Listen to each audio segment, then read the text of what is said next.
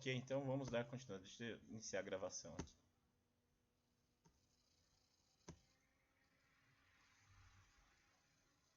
Dando continuidade, então, à aula sobre formas de governo, nós falávamos sobre a monarquia da Malásia, que é uma federação, né? Federação nós estudamos em formas de Estado, federalismo, é uma federação formada por 13 Estados federados, dos quais 9 são monarquias, e os 9 monarcas se revezam como monarca nacional. Então é um rodízio, né?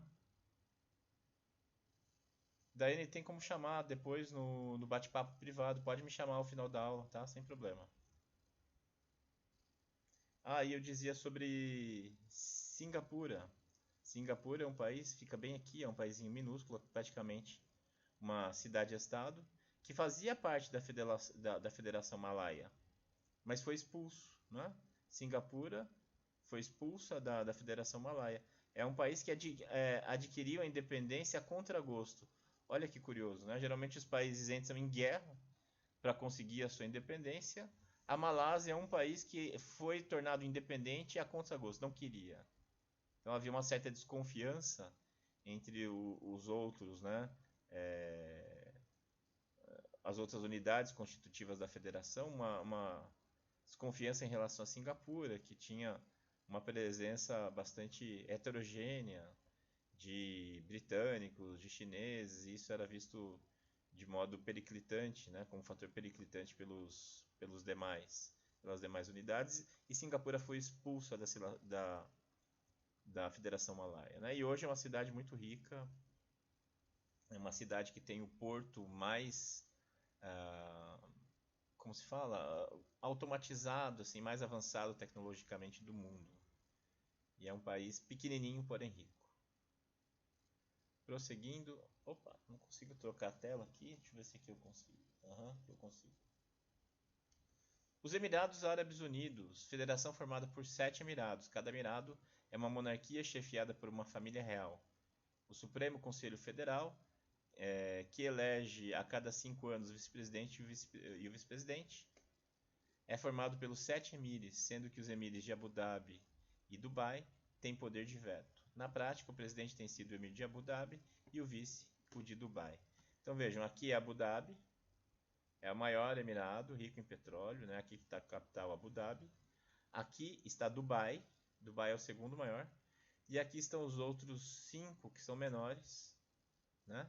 E o único que tem petróleo e bastante rico é Abu Dhabi. Então o presidente, olha só, olha que curioso, outra curiosidade.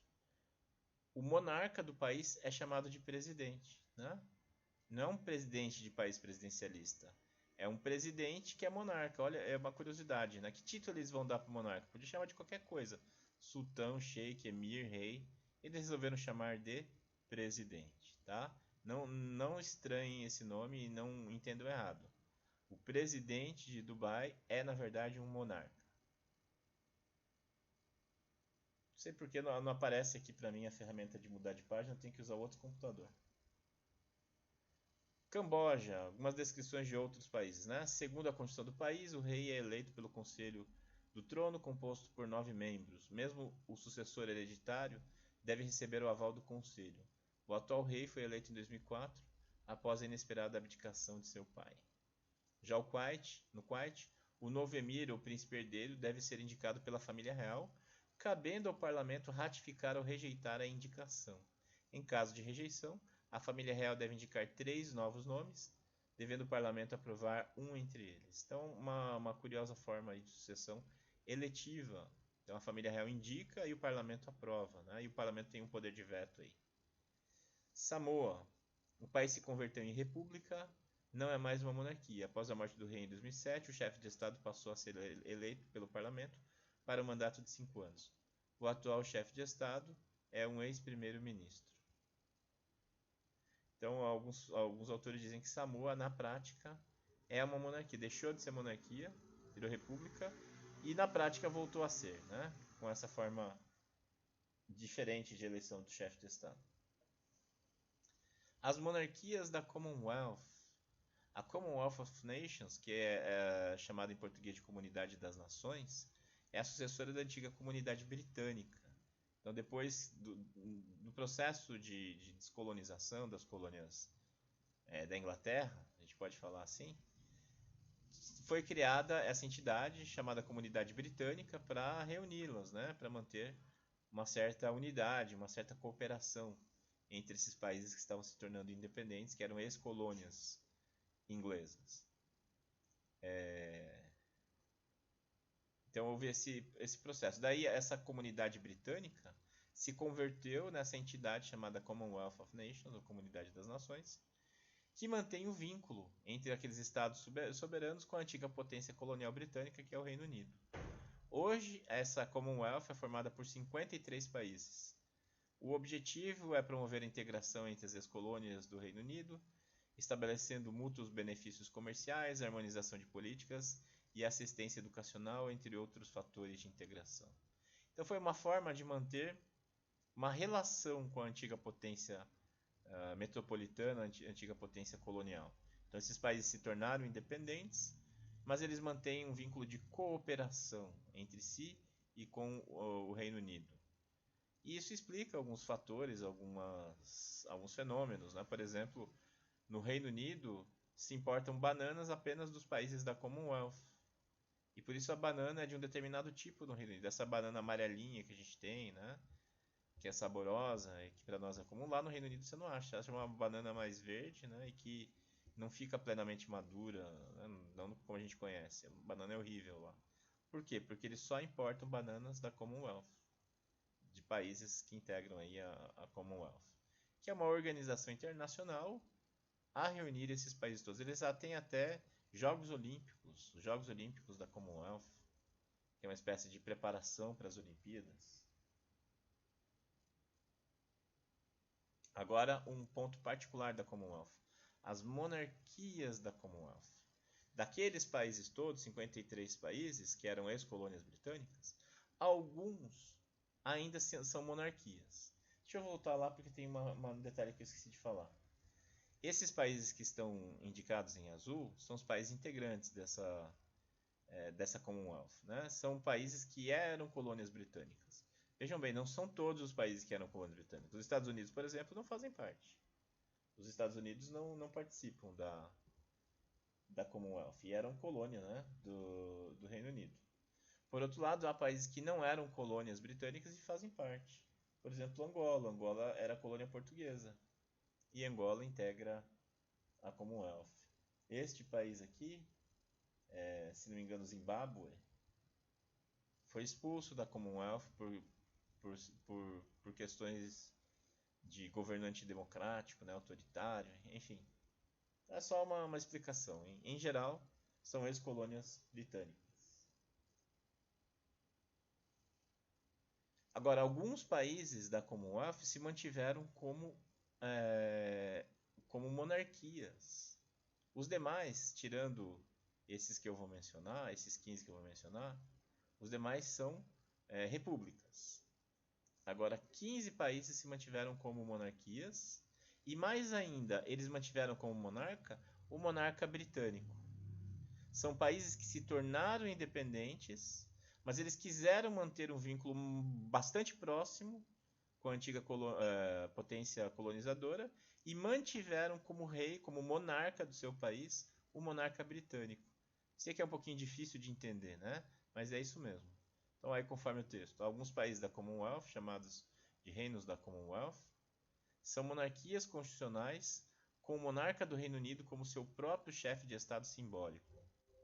Isso, no entanto, não significa que os governos desses países estão unidos. Mesmo com o chefe de Estado compartilhado, os países e seus governos são totalmente separados e independentes. Em cada Estado, à exceção do Reino Unido, o monarca é representado por um governador-geral, indicado pelo primeiro-ministro e nomeado formalmente pelo monarca. O atual monarca da Commonwealth é a Rainha Elizabeth II, ou Isabel II em português. Então vejam, são países soberanos, independentes, que mantêm como chefe de Estado o monarca britânico. São esses países, os países da monarquia da Commonwealth. E vocês podem ver que há países importantes. Olha o Canadá. O Canadá é um país rico, né? Faz parte do G7, dos países mais ricos, é um país enorme, e é parte desses reinos dessas monarquias da Commonwealth. A Austrália, outro país rico, importante. A Nova Zelândia. Aí alguns países menos conhecidos, né, e alguns muito pequenininhos, Papua Nova Guiné. Países aqui do Caribe, alguns países do Pacífico muito pequenininhos, Ilha Salomão, Micronésia. Aí, nossa, cortou, tá cortado esse slide. Vocês podem ver que os nomes ficaram aqui para baixo, né? Mas eu vou ler para vocês. O Reino Unido da Grã-Bretanha e Irlanda do Norte, que é o Reino Unido, né? Eu já falei para vocês não chamarem de Inglaterra. O país se chama Reino Unido da Grã-Bretanha e Irlanda do Norte. Aí países Antigua e Barbuda, Austrália, Bahamas, Barbados, Belize, Canadá, Granada, Ilha Salomão, Jamaica, Nova Zelândia, Papua Nova Guiné, São Cristóvão e Neves, Santa Lúcia, São Vicente e Granadinas e Tuvalu. Muitos desses países que eu mencionei são países arquipelágicos, são ilhas, são pequenininhos. Países com baixo poder econômico, baixa demografia, né? Boa parte agora tem países importantes aí. Austrália, Canadá e Nova Zelândia são 3 países muito importantes. Quem é a rainha da Austrália? É a rainha Elizabeth II. Quem é a rainha do Canadá? A Elizabeth II. Pra gente que vive fora é um pouco estranho entender isso, né? Mas é isso aí. O Canadá tem uma rainha, a rainha do Canadá é a rainha da Inglaterra. É isso aí. É uma rainha que não vive no país. Ela nomeia um governador que vai representá-la. O governador é indicado pelo primeiro-ministro e a rainha endossa a indicação e ela representa a rainha, né? O governador representa a rainha, faz os atos que faria a rainha, por exemplo, dar posse ao primeiro-ministro, iniciar os trabalhos do parlamento. Eu não quero me aprofundar muito no papel da rainha, do monarca do Reino Unido, que é o tópico que a gente vai estudar na semana que vem, tá? A gente vai estudar parlamentarismo e daí eu vou falar melhor para vocês como é que funciona a monarquia britânica parlamentar, em que o monarca não tem poderes, ele tem apenas poderes cerimoniais, simbólicos. E esse poder cerimonial e simbólico é exercido nesses outros países todos, tá? Uma vez numa viagem de mochila, eu conheci uns australianos. E eu perguntei para eles, né, e da rainha, porque isso para mim é muito estranho, muito doido, né? É a rainha da Austrália, não mora lá. Daí eles falaram que a rainha só tinha ido para a Austrália uma vez, quando eles eram crianças, e nunca mais. Né? Quem vai mesmo são outros membros da família real. A rainha mesmo não tinha ido uma vez quando eles eram crianças, nunca mais. Curioso isso, né? Ela é rainha da Jamaica, imagina. Então, como que a gente pode entender esse fenômeno? Como se deu isso? Né? O país se torna independente e mantém um monarca, alguém que não vive no país, alguém que está fora, que representa uma potência ex-colonizadora. No caso, a gente pode entender assim. São países, em geral, que tinham um contingente de colonos brancos, colonos britânicos, ingleses mesmo, muito forte, e que se mantiveram no governo, né? Se tornaram independentes e se mantiveram no governo. Mesmo que fossem países bastante miscigenados ou com população de outras etnias, como é o caso da Jamaica. A Jamaica é basicamente um país negro. Naquele momento da independência, na formação do Estado, quem conduzia os rumos do país eram os ex-colonos britânicos. Então eles estavam se tornando independentes, mas eles não queriam se afastar muito, né? Eles estavam se tornando independentes, mas eles queriam manter um vínculo. Então vamos manter aqui o monarca britânico como nosso chefe de Estado. Foi essa lógica que permeou aí, de maneira muito simplista e sintática, essa opção desses 15 países que se tornaram independentes, porém mantiveram o chefe de Estado como chefe de Estado, o monarca britânico. Entendido isso, gente? Essa é uma questão bem estranha. Muita gente nem sabia que o Canadá tinha rainha, né? Ainda menos ainda que a rainha Elizabeth II é rainha britânica. Prosseguindo. Então, para encerrar a parte da monarquia, nós temos essa tipologia. A monarquia pode ser classificada segundo o critério da limitação do poder, em absoluta e limitada. Monarquias absolutas, alguns exemplos: Arábia Saudita, Santa Sé e Brunei. Já as limitadas seriam aquelas em que o monarca não tem plenos poderes, existe uma constituição limitando o poder desse monarca. Nós temos como exemplos o Reino Unido, o Kuwait, o Japão e vários outros países. Aí são só apenas alguns nomes, né, para ilustrar. No critério e forma de sucessão, a monarquia pode ser hereditária ou eletiva. Hereditária quando há critérios familiares de sucessão, vínculo de parentesco, existe uma família real de onde vem o novo monarca. Exemplo, Reino Unido, a Espanha, Tailândia. Já a monarquia eletiva é aquela em que o monarca, o sucessor do monarca, é eleito de alguma maneira. Então, no caso, a Santa Sé, Andorra e Malásia são exemplos de monarquias eletivas. Eu não vou falar de Andorra, eu achei que tinha alguma coisa de Andorra. Deixa eu falar de Andorra, então. Andorra é um paísinho pequenininho entre a Espanha e a França, que só se manteve independente, né, porque ele é muito pequeno entre dois países grandes e fortes, e que só se manteve independente porque criou uma espécie de equilíbrio entre os dois. Ali nas vizinhanças do que hoje é Andorra, existiram no passado vários outros países que acabaram sendo conquistados pela França e pela Espanha. Sobrou só Andorra. Por quê? Porque nesse sistema de equilíbrio, Andorra tem como chefe de Estado dois príncipes. Um vem da França, outro vem da Espanha. São dois copríncipes. Então, o príncipe que vem da Espanha é o bispo de Urgel. Olha que coisa medieval, gente. A igreja nomeia alguém bispo na cidade espanhola de Urgel e o bispo automaticamente vira chefe de Estado em outros países que Andorra. Enquanto que do lado francês, o chefe de Estado é o presidente da França é chefe de Estado em Andorra.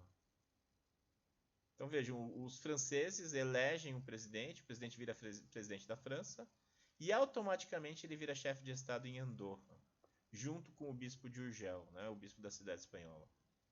Por que isso? Da onde veio? Porque era um outro nobre que exercia suzerania sobre esse território. O título de nobreza acabou sendo recebido e herdado pelo rei da França. Aí a França deixou de ser monarquia e virou república e todos os direitos do rei da França foram transferidos para o presidente da França. E é por isso que o presidente da França é monarca de Andorra, né? E os dois monarcas são chamados de copríncipes. Um vem de Urgel, cidade espanhola de Urgel, e o outro é o presidente da França. É um sistema estranhíssimo, né? Estranhíssimo. Só existe lá. É uma espécie de diarquia, dois monarcas. E a gente considera como monarquia eletiva, né? De alguma maneira eletiva. A igreja indica alguém para bispo e vira chefe de Estado, e a população francesa vota e vira chefe de Estado lá também. Outro caso peculiar que convém mencionar é o de Mônaco, o Principado de Mônaco, que eu comecei falando no início da aula. Mônaco é um principado que tem esse nome porque estava na esfera geopolítica da França. Então, o Principado, antigamente, era uma espécie de protetorado, estava sob a proteção de outros estados. Então, era um estado satélite da França. Até que a paz de Westfália criasse o conceito de soberania, e daí todos são soberanos, não existe mais isso de estado dependente de outro. Pois bem, o Principado de Mônaco se tornou plenamente soberano, o seu chefe de Estado é o príncipe, né? Mas ainda assim havia permaneceu um tratado entre Mônaco e a França que determinava que se a família reinante em Mônaco desaparecesse, que atualmente é a família Grimaldi, Mônaco seria integrada à França. Olha só, gente, né? Que coisa doida. Se desaparece a família Grimaldi de Mônaco, o território de Mônaco vai ser anexado à França. É isso. Era uma disposição antiga aí que existia no acordo entre os dois. E aí, há alguns anos, o príncipe herdeiro parecia que não estava afim de se casar, não estava afim de tomar rumo na vida, né? Era playboy, era filho único, não tinha nenhum irmão ou irmã. Havia discussões sobre a sexualidade dele e tal.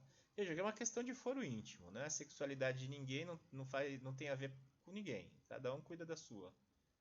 Porém, a questão da sexualidade do príncipe era importante porque se ele não tivesse filho, o país desaparecia. Era uma questão de soberania nacional. Né? Veja que inverte completamente os nossos valores.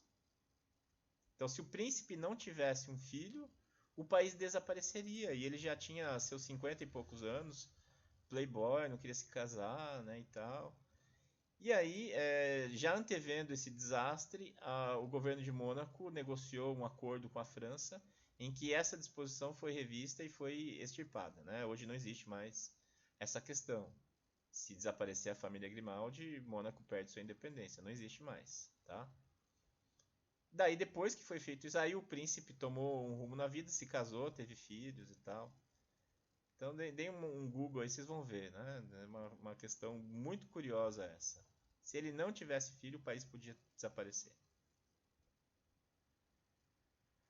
E a abrangência do território, como a gente viu lá, a monarquia pode ser nacional, quando alcança o país todo, como Reino Unido, Bélgica, Canadá, todos os países que a gente mencionou até aqui, e subnacional, quando alcança apenas uma parte do território, uma parcela do território do Estado, como Dubai, o Sultanato de Pahang, Zululândia, a África do Sul também reconhece a monarquia subnacional dos Zulus.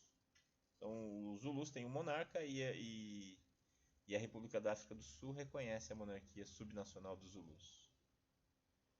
A Jenny mencionou que tem recesso na semana que vem, né? Parece que a gente não tem aula. Ok. Só peço que confirme, tá? Com a professora Juliane, com a coordenação. Agora a República. A parte da República é muito mais simples, muito mais singela. República é a organização política de um Estado com vista a servir a coisa pública, o interesse comum. O nome república vem do latim. A República Romana era res, coisa, pública, do povo, coisa do povo. Então, em vez de ser uma monarquia, ou seja, um governante que possui tudo, que é dono, né, dono entre aspas, né, ele é o senhor de todo o Estado, a república se contrapõe à monarquia porque transforma o que seria bem de um, né, em bem de todos. A república é aquela organização que pertence ao povo, pertence a todos.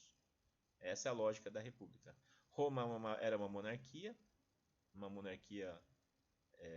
sob uma dinastia etrusca, e aí os romanos depuseram essa monarquia e se transformaram em república, a República Romana. E mais tarde, séculos depois, viraria um Império Romano. Né?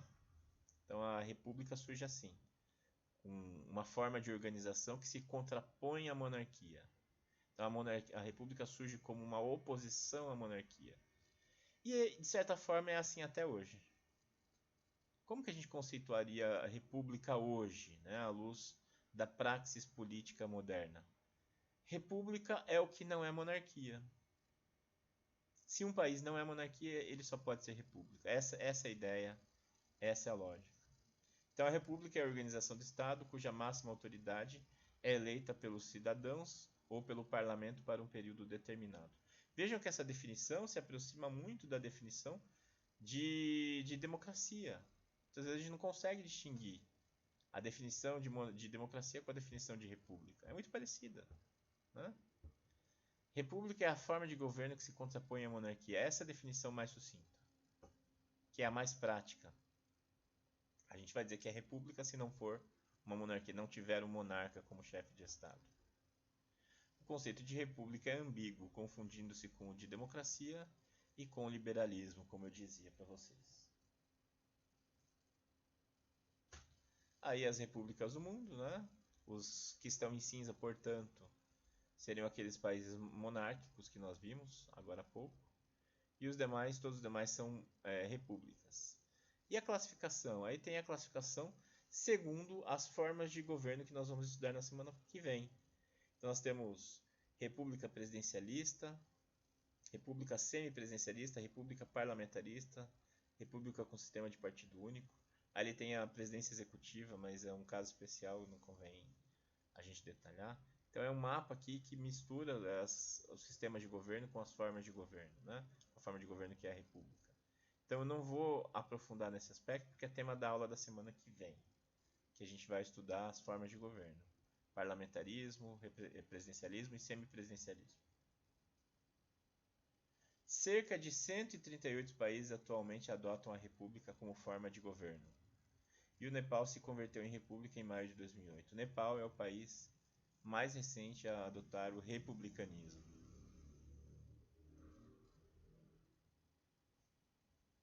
E aí, para acabar a aula, a classificação, né? República presidencialista, exemplos de repúblicas presidencialistas: Estados Unidos, Brasil, os nossos vizinhos, países da América Hispânica, Paraguai, Argentina, a Venezuela, Equador, Colômbia, Nicarágua, Honduras, Costa Rica, diversos países da África. Na Europa, existe uma única república presidencialista, que é a Bielorrússia, tá? O único país da Europa que é república presidencialista. Na Ásia, o Cazaquistão, o Irã, a Coreia do Sul, né? Cerca de 73 países do mundo adotam a república presidencialista, muitos deles por inspiração dos Estados Unidos. Sobretudo os países da América Latina, que se tornaram independentes depois dos Estados Unidos, né? Foram adotando a república presidencialista como modelo. O Brasil demorou para adotar esse modelo. O Brasil, no início, era império, né? Só com a Constituição de 1891 que o Brasil se tornaria uma república presidencialista sob inspiração dos Estados Unidos. Já os nossos vizinhos hispânicos foram se tornando independentes e copiando o modelo dos Estados Unidos de república presidencialista. Repúblicas parlamentaristas: Alemanha, Itália, Irlanda, Áustria, Grécia, Finlândia. Vejam que diversos países europeus, repúblicas parlamentaristas. Diversos países do leste europeu, ainda a Índia, que é um país bastante populoso, é mais de 1 bilhão de habitantes. A Turquia, o Iraque, a Etiópia, cerca de 31 países são repúblicas parlamentaristas. Repúblicas semipresidencialistas: a França, a Rússia, Portugal. Portugal tem a seguinte peculiaridade: a Constituição portuguesa diz que o país é semipresidencialista, mas na prática Portugal está se tornando um país parlamentarista. Disso eu vou falar melhor na semana que vem. Então, os poderes do presidente têm sido transferidos ao parlamento. Então, Portugal está se transformando em um país parlamentarista. Alguns cientistas políticos já dizem que já é, né? Embora a Constituição diga que seja um país semipresidencialista. A Ucrânia, a Romênia, a Bósnia-Herzegovina, a Mongólia, o Iêmen, a Argélia, Paquistão, o Egito pela Constituição Nova, Angola, Namíbia, cerca de 22 países. Tinha um país que eu ia mencionar? Me fugiu agora. Lembrei. O Uruguai. O Uruguai se diz república semipresidencialista, consta na sua Constituição. Eu descobri isso por conta de um aluno uruguaio, que foi meu aluno no período que eu dei aulas na Unila. Então ele me disse isso, eu não sabia. Para mim foi uma descoberta que o Uruguai fosse semipresidencialista. Aí eu fui ver, fui estudar, fui ler a respeito, fui ver a Constituição. E eu entendi que é o seguinte: o Uruguai na verdade é um país presidencialista que se diz semipresidencialista. Mas é um presidencialismo um pouco diferente. O parlamento pode dissolver o ministério, mas não pode demitir o presidente. Tá? No parlamentarismo no estrito, o chefe de Estado, o chefe de governo, pode ser deposto pelo parlamento. Deposto assim, pode por um voto de desconfiança ter que abdicar do cargo de chefe de governo. E no Uruguai não é assim. Tá? No Uruguai o parlamento pode dissolver o ministério, mas não o cargo do presidente. O presidente não pode ser afastado pelo parlamento. Então isso descaracterizaria o semipresidencialismo no Uruguai. Tá? Mas esse é um tópico que tem mais a ver com a semana que vem do que com a aula de hoje. Então o Uruguai entraria talvez nessa lista, porque formalmente é semipresidencialista, mas na prática o Uruguai é república presidencialista. República com sistema de partido único, ou seja, países que são repúblicas em que existe um único partido e o partido controla todas as instâncias de governo, né? A China é assim, o Partido Comunista Chinês tem a última palavra em tudo. Eu lembro há alguns anos, quando um político estava sendo julgado por corrupção. Então, o juiz pediu autorização para o partido para poder condená-lo, vejam só. Então, os poderes não são independentes, né? Formalmente, a China adota a separação de poderes, mas os poderes estão sujeitos ao partido.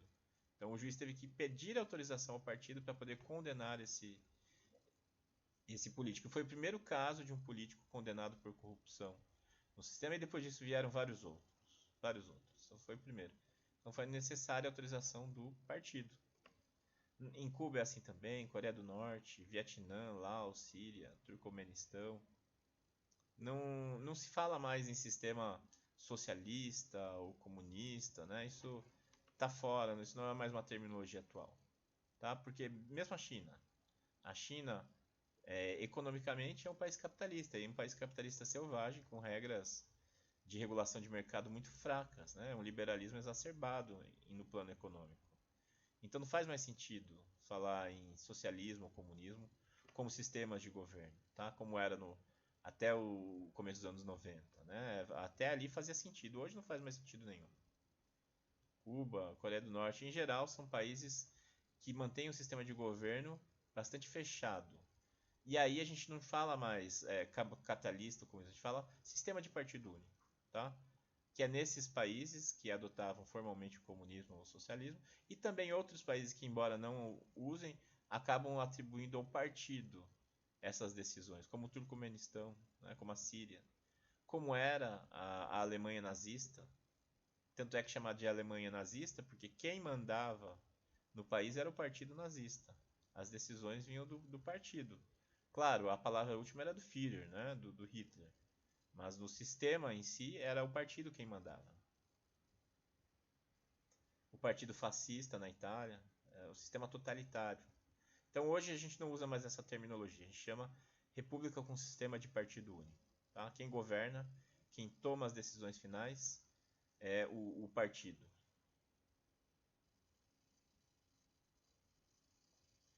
E para concluir, as monarquias e as repúblicas hoje.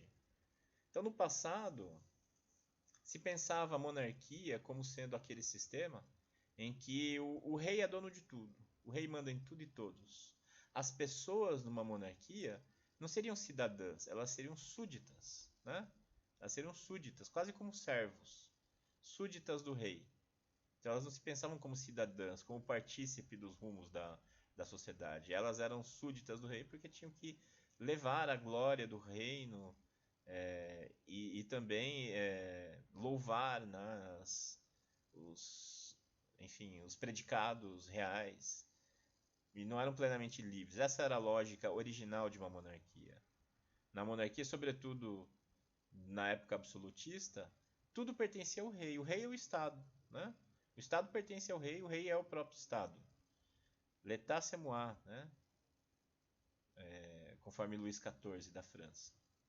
Então, a monarquia, em suas origens, era entendida dessa maneira. Era um sistema em que havia um único governante, que era dono de tudo e de todos, e todos deviam obediência absoluta a esse governante. Tá? Essa é a perspectiva original e antiga da monarquia. E a república surge como uma reação a isso. Falei para vocês que antes a Roma era uma monarquia, e superando esse sistema aí da monarquia romana, surgiu a república como contraposição à monarquia. E assim também em vários períodos históricos, na Idade Média, no começo da Idade Moderna, nas repúblicas italianas, da época do Maquiavel. Então a república era uma forma de oposição à monarquia. Na república, as coisas não pertencem ao rei, as coisas pertencem ao povo. Res publica, coisa do povo. Então a república surge como uma reação e contraposição à monarquia. Tá? Então a gente pode pensar dessa maneira. Porém, com a evolução e aperfeiçoamento dos sistemas políticos, a monarquia foi se alterando, foi mudando suas características.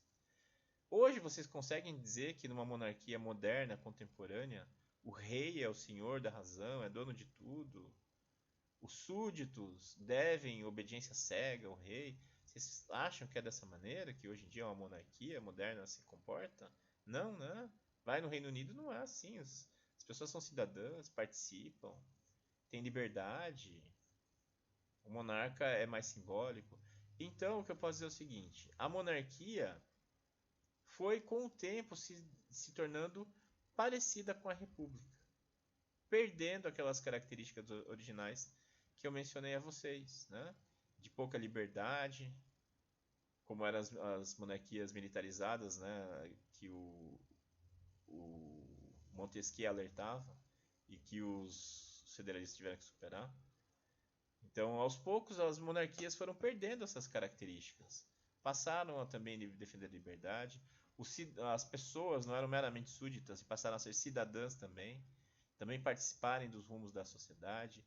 Os monarcas foram perdendo seu poder absoluto, historicamente falando, tornando-se monarquias limitadas esses países. Então, aos poucos, as monarquias foram ficando parecidas com as repúblicas. A tal ponto que hoje a gente não consegue distinguir muito bem o que é uma monarquia e o que é uma república. É pelo grau de liberdade que se define? É pelo uso da coisa pública, a boa destinação dos bens públicos? Não é mais isso. Pode já ter sido um dia, mas hoje não é mais. Então, em síntese, o que diferencia a monarquia da república? Apenas uma coisa. A monarquia tem um monarca. Tá? É só isso. Na monarquia, o monarca é chefe de Estado. E na república? Na república, o chefe de Estado é qualquer outra pessoa que não o monarca. Pode ser eleito, pode ser um ditador, pode ser um líder teocrático, como é no Irã, como é em outros lugares, enfim. No caso, se for o monarca, é monarquia. Se não for o chefe de Estado, for qualquer outra coisa, aí é república, tá bom? Ficamos assim. É república o que não é monarquia. É a maneira mais fácil de entender o que é república hoje em dia. Vocês vão ler muita coisa do que diz o Maquiavel, do que dizem os federalistas, né? Cada autor aí com uma concepção diferente do que seja república, do que seja monarquia. Mas na praxis política é essa, gente. Tá? O que diferencia o Reino Unido dos Estados Unidos em matéria de liberdade? Não muita coisa. Né? O Reino Unido é monarquia, os Estados Unidos são uma república. Em termos de liberdade, participação política, democracia, pouca diferença. Mais nuances, eu diria, né? Mais nuances. São países plenamente democráticos, em que as pessoas exercem o seu direito de cidadania, de participação nos rumos da sociedade. Pouca coisa distingue dois países como Reino Unido e Estados Unidos, em matéria de liberdade, de participação política, de rumos, de tomada de decisão de governo, tá? No caso, um é monarquia porque tem um monarca, o outro é república, tá? Porque o chefe de Estado, no caso, é um presidente. É isso, gente. Era o que nós tínhamos para hoje. Alguma dúvida? Comentário? Complementação? Encerremos por aqui? Então tá bom. Vamos encerrar aqui.